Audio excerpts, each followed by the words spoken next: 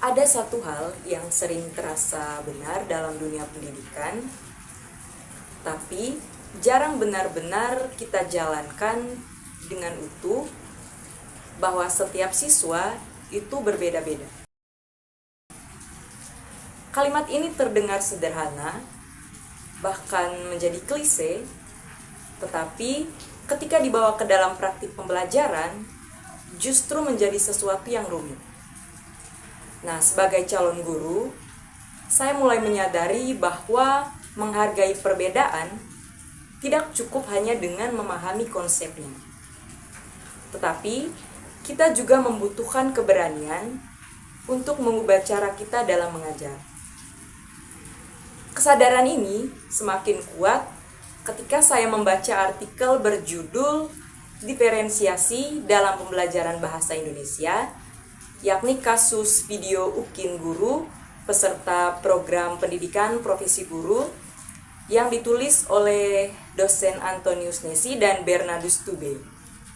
Nah, artikel ini membahas atau membuka ruang refleksi bahwa apa yang selama ini kita anggap sebagai cara mengajar yang biasa ternyata belum benar-benar adil bagi semua peserta didik.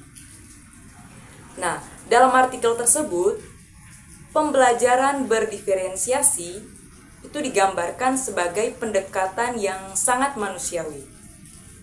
Selain itu, memberi ruang bagi setiap siswa untuk belajar sesuai dengan potensi dan juga ritmenya. Namun di sisi lain, saya melihat ada jarak antara konsep dan juga realitasnya. Di ruang kelas yang sesungguhnya, guru tidak hanya berhadapan dengan keberagaman kemampuan siswa, tetapi juga dengan keterbatasan waktu, fasilitas, dan tuntutan dari kurikulum. Di titik ini, saya mulai memahami bahwa diferensiasi itu bukan sekedar metode, tetapi sebuah sikap yang benar-benar batiniah. Ini tentang bagaimana saya memandang siswa, apakah sebagai individu yang perlu dipahami atau hanya sebagai target yang harus dicapai. Nah, karena tanpa disadari, sistem seringkali mendorong kita untuk mengejar hasil, bukan memahami proses.